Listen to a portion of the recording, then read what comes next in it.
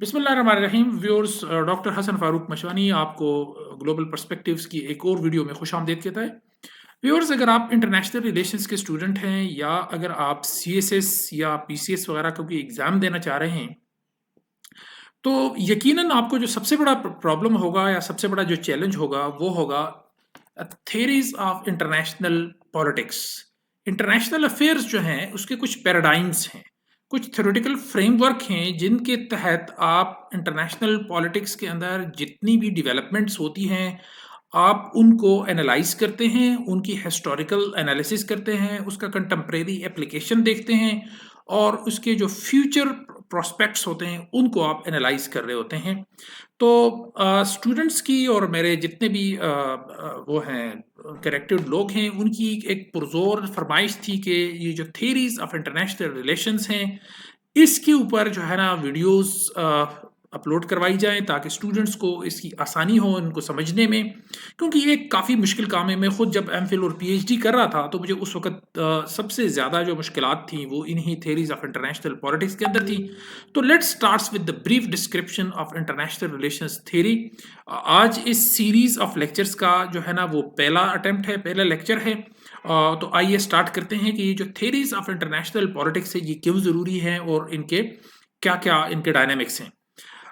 International politics जो है ये आपको कुछ ऑप्शंस देती हैं, डिसीजन मेकिंग के ऑप्शंस देती हैं और आपको फॉरेन पॉलिसी चॉइसेस भी देती हैं। लेकिन ये सारी चॉइसेस और ये ऑप्शंस जो होते हैं ये आपके नेशनल पावर, किसी भी कंट्री की जो नेशनल पावर होती है, उसकी जो कौमी ताकत होती है उसके साथ रिलेटेड होती हैं। और जितनी ज़्यादा आपकी नेशनल पावर होगी उतने ही आपके पास फॉरेन पॉलिसी चॉइसेस या फॉरेन पॉलिसी ऑप्शंस आपके पास ज़्यादा यानी वाइडन होंगे, ज़्यादा वसी होंगे। ये जो थेरीज ऑफ इंटरनेशनल पॉलिटिक्स है ये क्यों ज़रूरी हैं?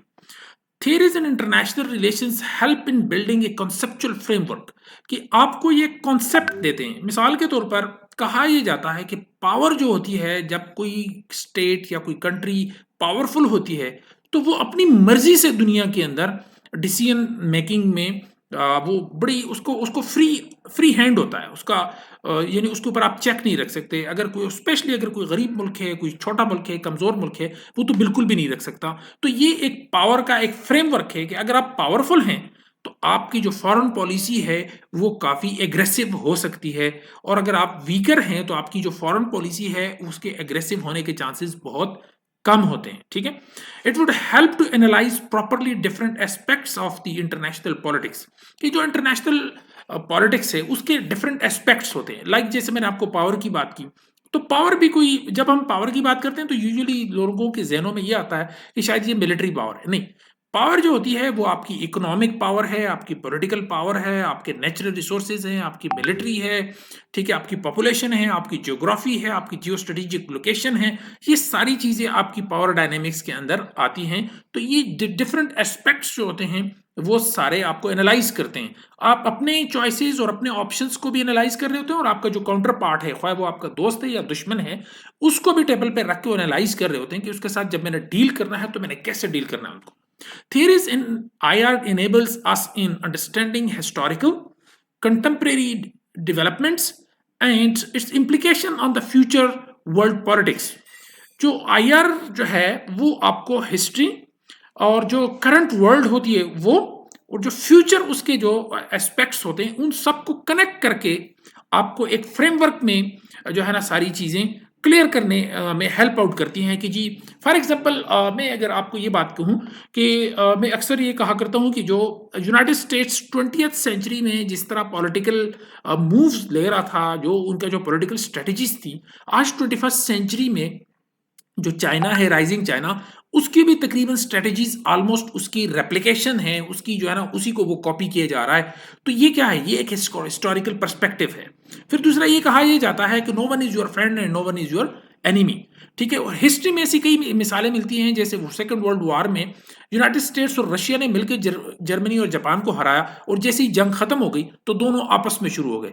तो यू कैन नॉट डिपेंड और you can not rely on any other international power in international politics। अच्छा जी, when nation states and their relations were of prime importance, The IR theories were also related to the matters of the nation state and their prime issues such as war and peace. Nation state जो होती हैं उनका आपस में relationship जो होता है ये एक बहुत कम्प्लेक्स फिनोमिना है, बड़ा यही एक कॉम्प्लिकेटेड किस्म की ये सारी चीज़ें होती हैं।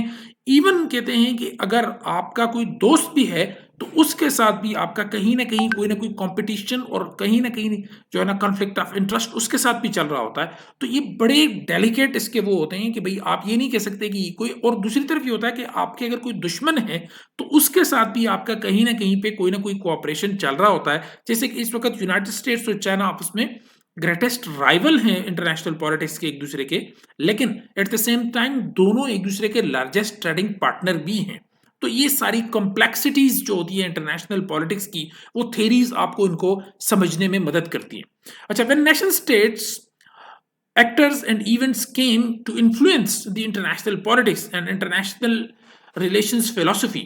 Various new theories such as behavioralism, globalization, postmodernism और इस तरह की दूसरी थीरीज ने जन्म लेना शुरू कर दिया। यानी इसका मतलब यह है कि जैसे जैसे इंटरनेशनल सिस्टम जो है या इंटरनेशनल पॉलिटिक्स जो है उसके डायनामिक्स चेंज हो रहे हैं, तो साथ साथ में जो थेरीज ऑफ इंटरनेशनल रिलेशंस हैं वो भी चेंज हो रहे हैं। लाइक पोस्ट मॉडर्निज्म जो है या ग्लोबलाइजेशन के साथ साथ जो पोस्ट मॉडर्निज्म और जो कंस्ट्रक्टिविज्म है, इस तरह की जो नई नई थीरीज जो है ना, आप जैसे आजकल ग्लोबल वार्मिंग है तो उसके साथ ग्रीन थीरीज वगैरह और वो चीज़ें भी आ गई हैं। तो ये with the passage of time जैसे जैसे इंटरनेशनल पॉलिटिक्स में नई नई चीज़ें ईजाद हो रही होती हैं, नई नई जो होती हैं यानी डायनेमिक्स आ रहे होते हैं, तो थेरीज भी अपनी जो डायनेमिक्स है वो चेंज कर रहे होते हैं। अच्छा जी, future events taking place in the world would provoke many more theories in IR. जैसे जैसे इंटरनेशनल पॉलिटिक्स में नई डेवलपमेंट्स, जैसे मैंने पहले भी कहा, आ रही हैं, तो जाहिर सी बात है उसमें नई नई थेरीज भी आती चली जाएंगी। जैसे कि पिछले कुछ अरसे में जैसे ग्लोबल वार्मिंग से क्लाइमेट चेंज के रिलेटेड थेरीज आ रही हैं, ठीक है। फिर उसके बाद जो है वो एक जो नॉन ट्रेडिशनल सिक्योरिटी से रिलेटेड चीज़ें आ रही हैं कि हंगर को कैसे वो किया जाए दुनिया से, और गुर्बत को कैसे मिटाया जाए, तालीम कैसे दी जाए। तो ये नॉन ट्रेडिशनल सिक्योरिटी से रिलेटेड जो है ना ये थेरीज वगैरह इंटरनेशनल पॉलिटिक्स में आ रही हैं।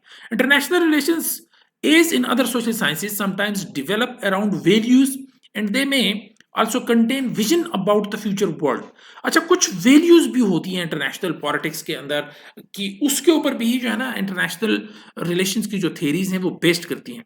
मिसाल के तौर पर अगर ह्यूमन राइट्स के से रिलेटेड अगर आप देखें तो ह्यूमन राइट्स जो है वो ये बताती हैं कि एक स्टेट को किसी भी सूरत में दूसरी स्टेट के इंटरनल अफेयर्स में मुदाखलत का हक हासिल नहीं होता, बशर्ते कि उसके अंदर ह्यूमन राइट्स की वायलेशन ना हो रही हो।